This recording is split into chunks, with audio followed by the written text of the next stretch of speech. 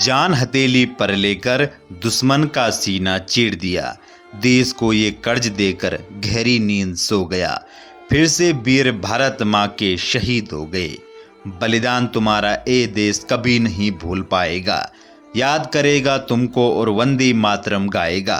देश में तुम एक नई ऊर्जा का बीज बो गए। फिर से वीर भारत माँ के तेरे शहीद हो गए। आंखें अभी भी दरवाजे पर राह तक रही होगी। वो माँ बेटे की प्रतीक्षा में रातें जग रही होगी। उस माँ को अब ये कौन जाकर समझाएगा। तू सो जा माँ, तेरा लाल लौट कर कभी नहीं आएगा। एक नया इतिहास लिखकर सन्नाटे में खो गया।